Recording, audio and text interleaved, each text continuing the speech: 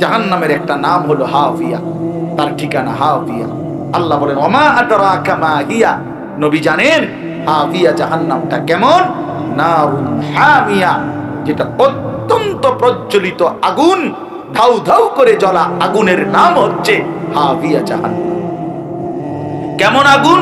আল্লাহ রাসূল সাল্লাল্লাহু আলাইহি ওয়াসাল্লাম হাদিসের মধ্যে বুঝাইছে পরিষ্কার, নারুকুম হাদিহি জুজউম মিন 70 জুজআম মিন নারি জাহান্নাম। আহা, আল্লাহ মাফ করে দেন।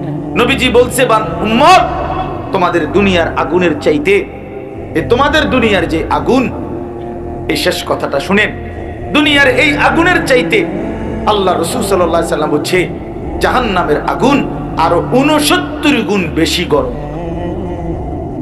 তোমাদের জাহান্নামের আগুনের 70 ভাগের জুজউম মিন 70 জুজআন, 70 ভাগের 1 ভাগ দুনিয়ার আগুন। হাদিসে স্পষ্ট আছে, সাহাবীরা চিৎকার করে বলছে ওয়া ইন্না যালিকা লাকাফিয়া। সাহাবীরা বলছে ইয়া রাসূলুল্লাহ, বলেন কি, এই আগুনই তো যথেষ্ট, এই যেটা আমার দুনিয়ার আগুন এটাই তো ছাই করে দেয়, এটাই তো নিশ্চিহ্ন করে দেয়। এরপরে আরো 69 গুণ বেশি গরম যদি হয় জাহান্নামের আগুন, হায় নবী, সেটা কেমন হবে? সেটা কেমন হবে? সাহাবীরা বলছে এই কথা, ওয়া ইন্না যালিকা লাকাফিয়া, ইয়া রাসূলুল্লাহ, এটাই তো যথেষ্ট। এরপরটা উকিদান নারু আলফা সানা, নবীজি বলছেন জাহান্নামের আগুনকে 1000 বছর জ্বালাইছে, লাল হয়েছে, আরো 1000 বছর জ্বালাইছে, সাদা হইছে, আরো 1000 বছর জ্বালাইছে, হাত্তা সওয়াদ্দাত, কালো হয়ে গেছে। জাহান্নামের আগুন সাউদা ও মুজলিমা, ঘুটঘুটে অমাবস্যার অন্ধকারের মতো কালো। অতএব আমি আপনাদের কাছে অনুরোধ করছি এতটুকুই কথা, মেহেরবানি করে নিজেদের কবর, নিজেদের আখিরাত, নিজেদের পরকাল আরেকটু যত্নবান, হিসাব মিলে। ভুলে গেলে চল, বুঝি নাই কইলে হবে না। ছেলেরা, বাবা, তোমরা যে কয়জন কষ্ট করে এই প্রচন্ড কুয়াশার মধ্যে বসেছিলা, বাপ, আমি এক বন্ধু তোমাদের কাছে বললাম, তোমরা নামাজ পড়ো। তোমরা নারীর আসক্ত হইয়া, মোবাইলের আসক্ত হইয়া জীবনটা শেষ করো না বাপ। এই নারী মিলে যাবে বাবা। আল্লাহ তাআলা যে চাহিদা বান্দাকে দিয়েছেন সেটা পূরণের বৈধ হালাল ব্যবস্থা আল্লাহ রাখছে। তৃষ্ণা আল্লাহ দিছেন, তো পবিত্র পানি আল্লাহ দিছেন।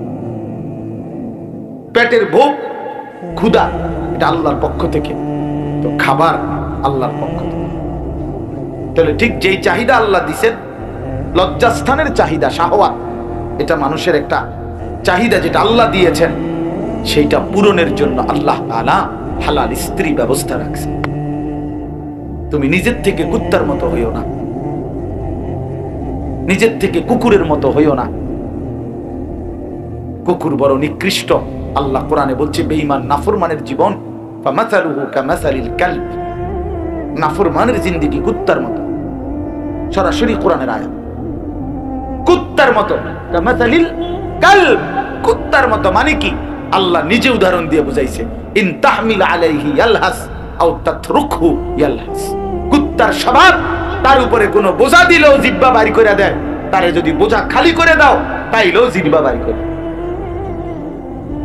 আল্লাহ বলছে এই দুনিয়া লুবি এমন হয়, নারী লুবি, সম্পদ লুবি,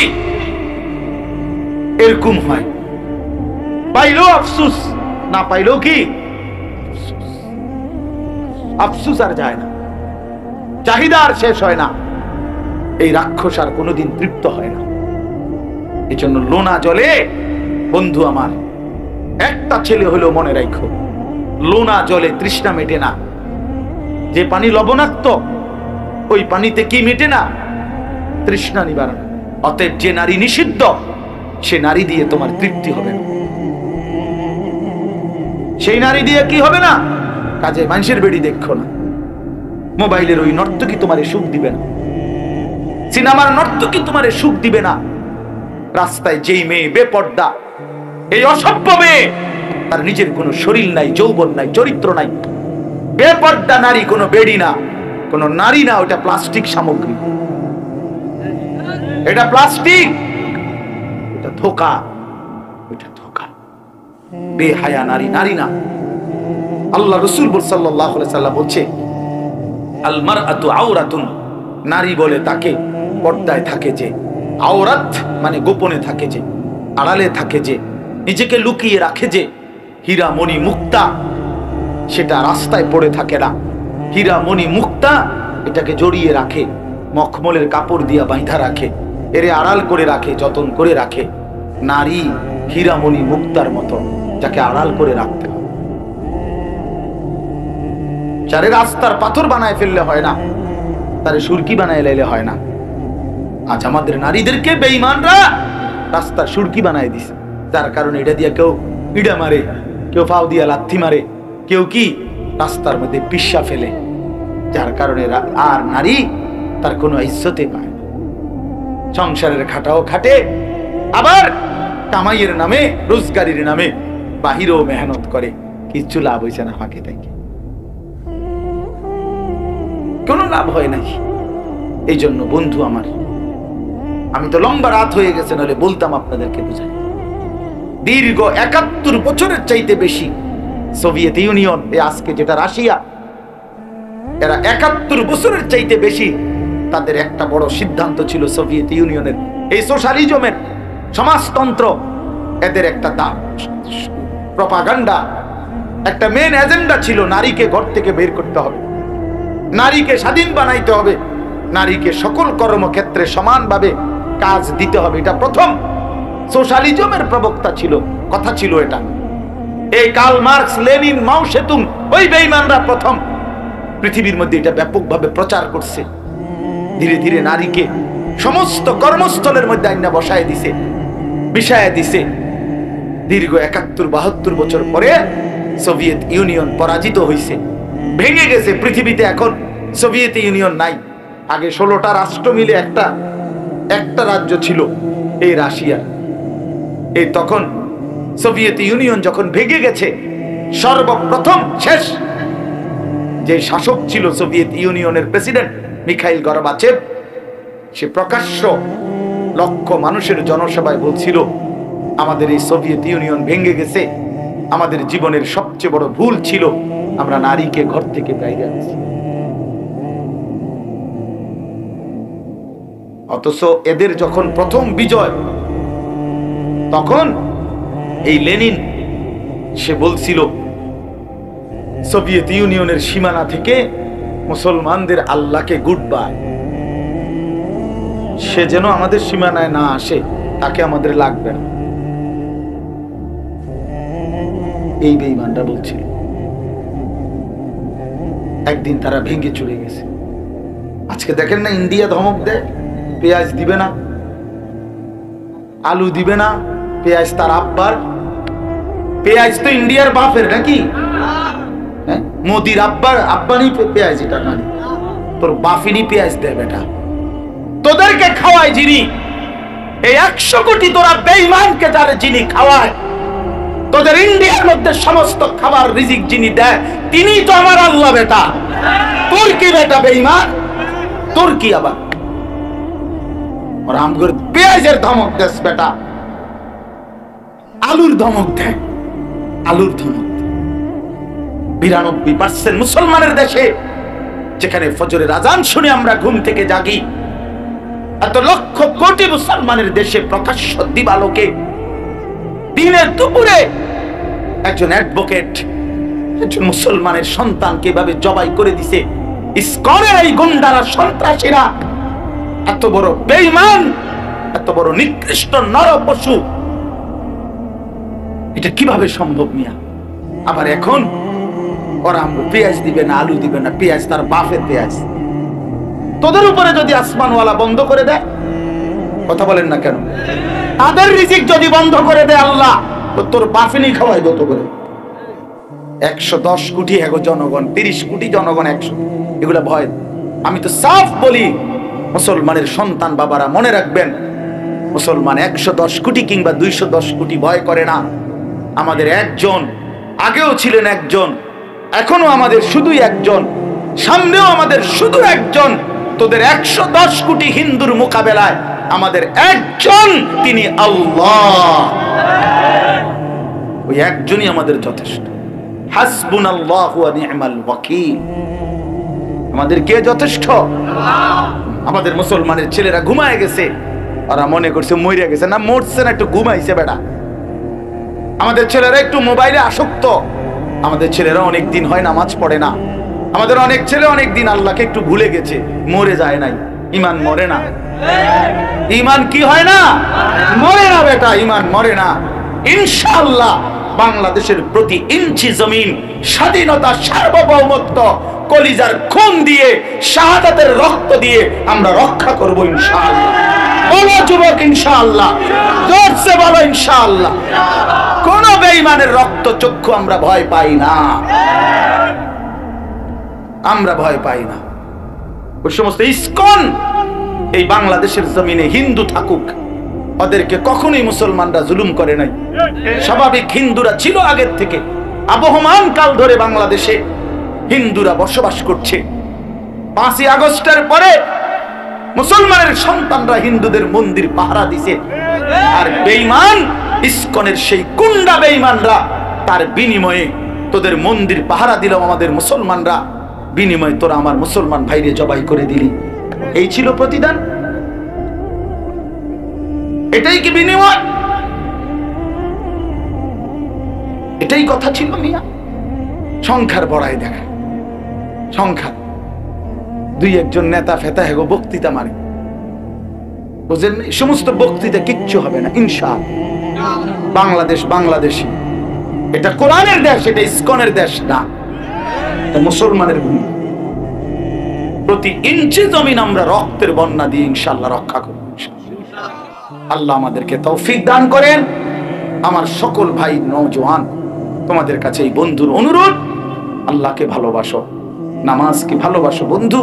কষ্ট পাইবা নয়তো, কষ্ট পাইবা আজীবন। ফিলিস্তিনে রক্ত ঝরবে, রোহিঙ্গায়, কাশ্মীরে না ভাইয়া, এখন আমার জমিনেও রক্ত ঝরছে। ঝরছে কিনা বলেন? অতএব ওই কাফের বেঈমানরা বুঝাই দিছে, বাংলাদেশে সুযোগ পাইলে তোমারও ছাড়বে না, আমারও ছাড়বে না। কি স্কুল, কি মাদ্রাসা, কি হুজুর, কি অ্যাডভোকেট না বন্ধু। তুমি চুলের এই পেখম দেখাইয়া বাচ্চা যাইবা যে ভাই দেখেন না আমারে দেখতে কেরম লাগে, আমি কি মুসলমান? আপনি বলিও না ভাইয়া। আইডি কার্ড মুছবা কেমনে? আইডি কার্ড মুছবে কিভাবে? জন্ম নিবন্ধন সনদ মুছবা কেমনে? একটা জন্ম নিবন্ধন সনদ তো অনলাইন ছাড়া নাই, বুঝেন নাই কথা?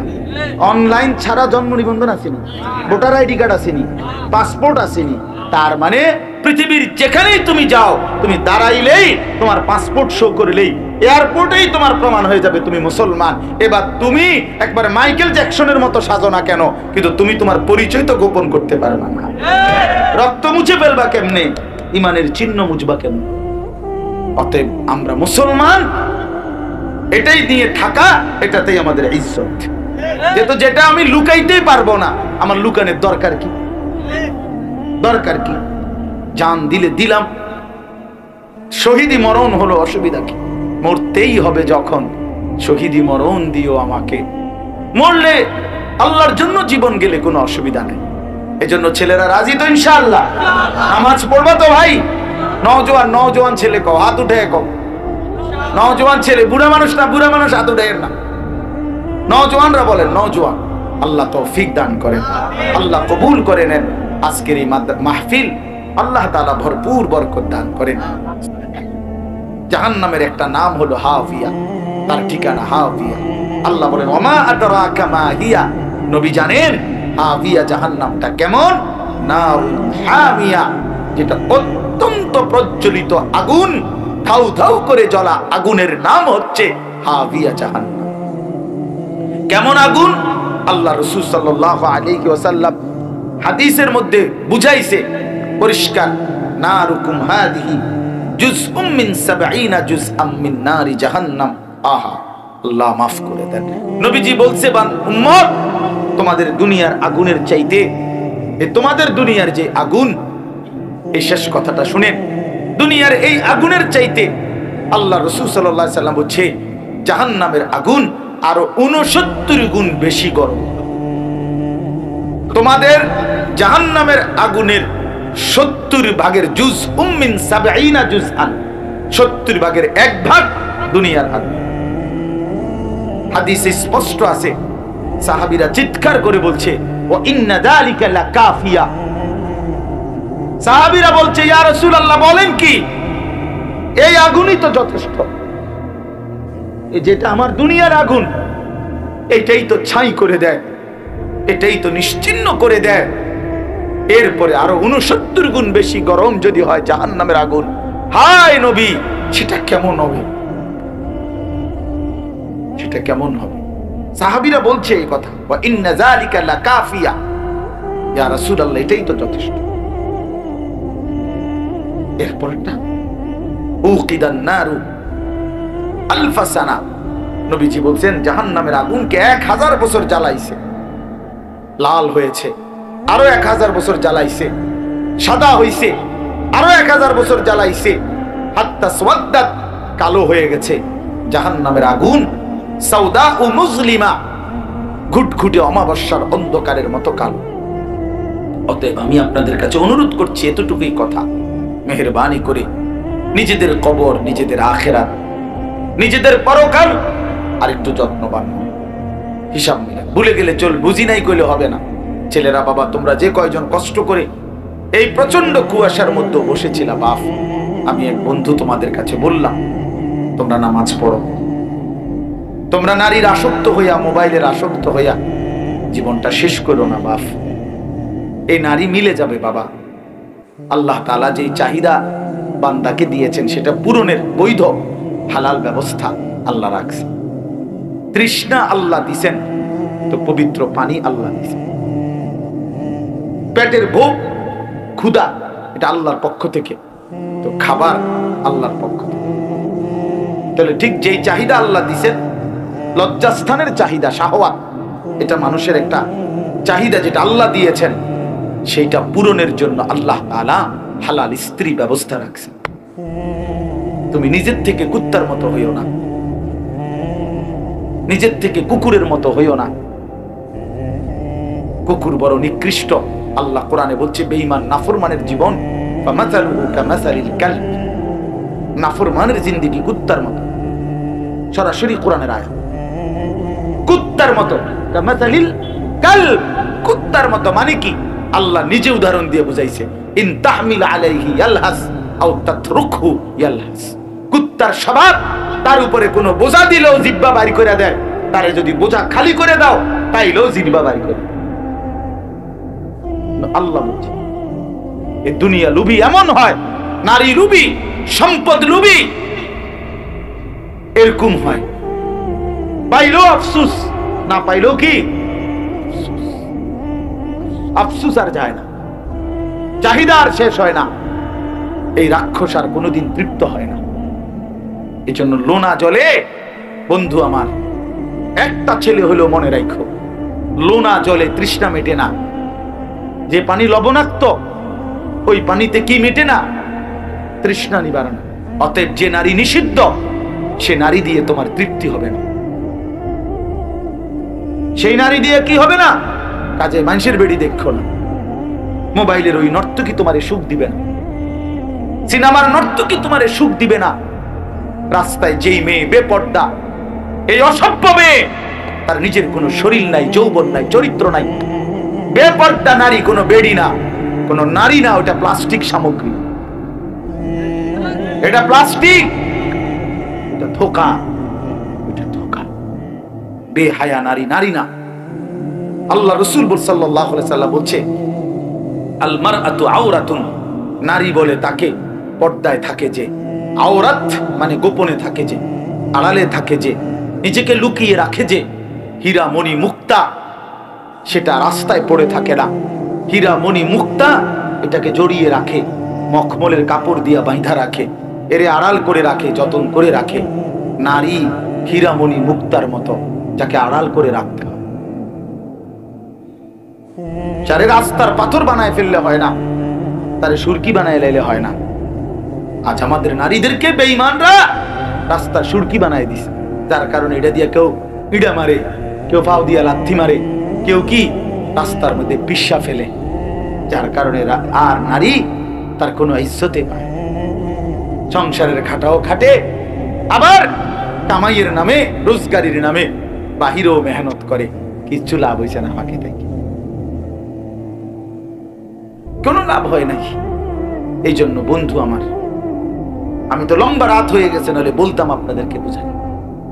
দীর্ঘ ৭১ বছরের চাইতে বেশি সোভিয়েত ইউনিয়ন, আজকে যেটা রাশিয়া, এরা ৭১ বছরের চাইতে বেশি তাদের একটা বড় সিদ্ধান্ত ছিল সোভিয়েত ইউনিয়নের এই সোশ্যালিজমের সমাজতন্ত্র, এদের একটা প্রপাগান্ডা, একটা মেন এজেন্ডা ছিল নারীকে ঘর থেকে বের করতে হবে, নারীকে স্বাধীন বানাইতে হবে, নারীকে সকল কর্মক্ষেত্রে সমানভাবে কাজ দিতে হবে। এটা প্রথম সোশ্যালিজমের প্রবক্তা ছিল, কথা ছিল এটা। এই কার্ল মার্কস, লেনিন, মাও সেতুং, ওই বেঈমানরা প্রথম পৃথিবীর মধ্যে এটা ব্যাপকভাবে প্রচার করছে। ধীরে ধীরে নারীকে সমস্ত কর্মস্থলের মধ্যে আইনা বসায় দিছে, মিশায় দিছে। দীর্ঘ ৭১-৭২ বছর পরে সোভিয়েত ইউনিয়ন পরাজিত হয়েছে, ভেঙে গেছে। পৃথিবীতে এখন সোভিয়েত ইউনিয়ন নাই। আগে 16টা রাষ্ট্র মিলে একটা রাজ্য ছিল, এই রাশিয়ার। এই তখন সোভিয়েত ইউনিয়ন যখন ভেঙে গেছে, সর্বপ্রথম শেষ যে শাসক ছিল সোভিয়েত ইউনিয়নের প্রেসিডেন্ট মিখাইল গর্বাচেভ, সে প্রকাশ্য লক্ষ মানুষের জনসভায় বলছিল, আমাদের এই সোভিয়েত ইউনিয়ন ভেঙে গেছে, আমাদের জীবনের সবচেয়ে বড় ভুল ছিল আমরা নারীকে ঘর থেকে বাইরে আনছি। অথচ এদের যখন প্রথম বিজয়, তখন এই লেনিন সে বলছিল সোভিয়েত ইউনিয়নের সীমানা থেকে মুসলমানদের আল্লাহকে গুড বাই, সে যেন আমাদের সীমানায় না আসে, তাকে আমাদের লাগবে না।